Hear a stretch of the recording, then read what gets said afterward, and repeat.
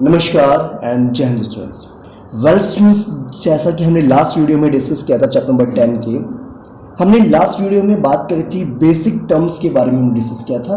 Okay, और दूसरी बात हमने प्लेन मिरर्स को इंट्रोड्यूस करवाया था जो आपको ऑलरेडी पता था। ठीक है, कुछ हमने लॉज भी पढ़े थे मिरर्स के। ओके, देखिए अब बच्चे इस वीडियो में हम बात करेंगे स्फेरिकल मिरर्स के बारे में। ओके, स्फेरिकल मिरर्स बेसिकली होते क्या हैं और कौन कौन से हमारे स्फेरिकल मिरर्स होते हैं, ठीक है, उनको डिटेल में डिस्कशन करेंगे और उनके रे डायग्राम्स को हम डीपली समझेंगे। देखिए क्लास, अब बात करते हैं बेसिकली स्फेरिकल मिरर्स होते क्या है। स्फेरिकल मिरर्स होते क्या है, स्फेरिकल मिरर्स अगर हम समझे तो basically spherical mirrors are those whose reflecting surface are part of a sphere. जिसकी रिफ्लेक्टिंग सरफेस बेसिकली क्या है, एक स्फीयर का पार्ट है। और स्फीयर आपको ऑलरेडी पता है स्फीयर क्या होता है। जैसे आपकी बॉल होगी, क्रिकेट बॉल आप कह सकते हैं, फुटबॉल होगी, this are the shape of sphere. ठीक है, वो स्फेरिकल शेप ऑफ होती है। ठीक है बेटा, इस सिस्टम में दो कैटेगरी में डिवाइड किया होता है। कनकेव मिरर होता है, आपका होता है convex mirror. Concave mirror basically आपका reflecting surface is curved out inward. ठीक है, इसका जो रिफ्लेक्टिंग सरफेस होता है वो इनवर्ड होता है इस तरीके से। ओके, हम इसको ऐसे भी समझ सकते हैं, जैसे केव मीन्स होता है गुफा, और गुफा इनवर्ड डायरेक्शन में होती है। ओके, तो इस तरीके से आपका जो कनकेव मिरर है वो आपका उसका रिफ्लेक्टिंग सरफेस इनवर्ड डायरेक्शन में होता है। और कन्वेक्स मिरर के केस में क्या होता है, रिफ्लेक्टिंग सरफेस आपका कर्व्ड आउटवर्ड होता है। ठीक है, आउटवर्ड डायरेक्शन में क्या होता है, इसका रिफ्लेक्टिंग सरफेस होता है। ठीक है, तो ये है बेसिकली बेटा स्फेरिकल मिरर्स, जिसमें एक तो कर्व इनवर्ड होता है, कर्व आउटवर्ड होता है। ठीक है, जो इनवर्ड जिसका रिफ्लेक्टिंग सरफेस इनवर्ड है वो आपका कनकेव मिरर हो गया, और जिसका आउटवर्ड है that is called the convex mirror. Okay class, देखिए क्लास आप कंटिन्यू करते हैं।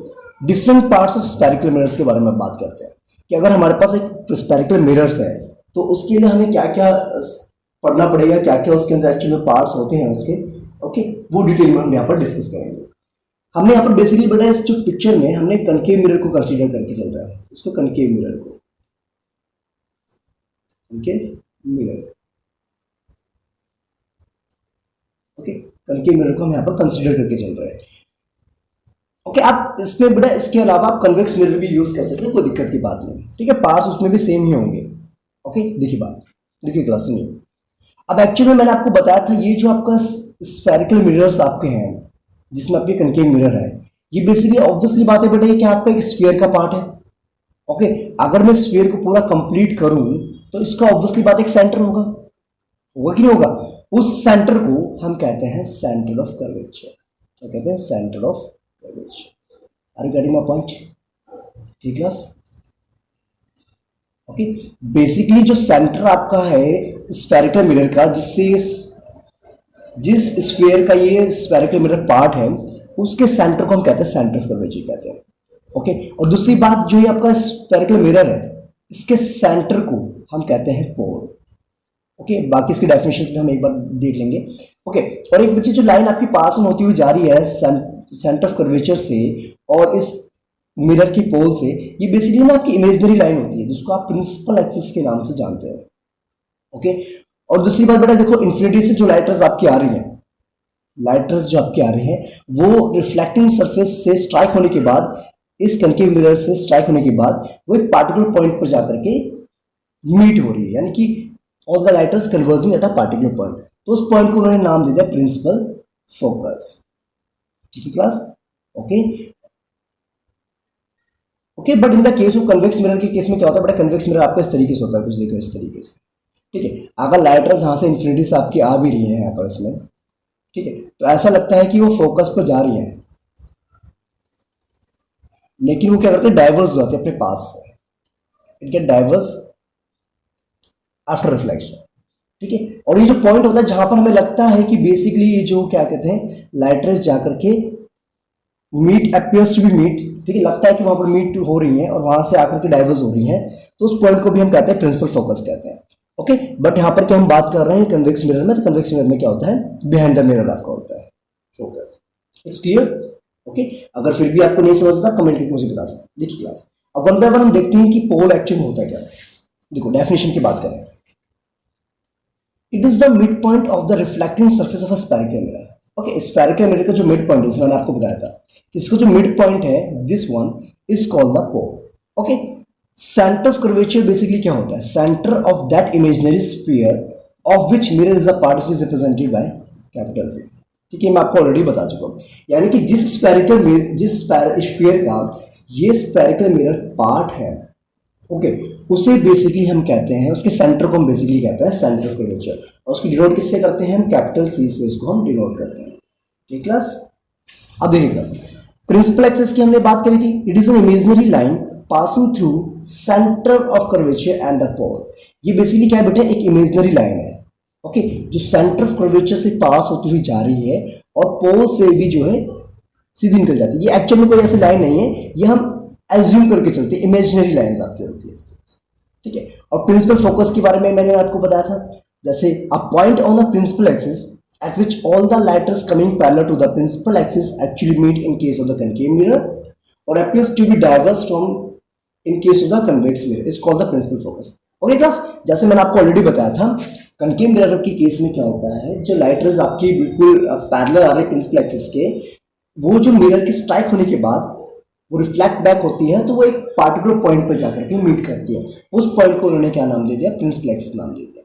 ठीक है, but in the case of convex mirror के केस में क्या होता है?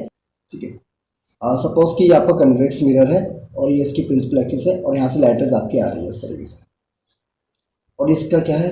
प्रिंसिपल फोकस सपोज किया।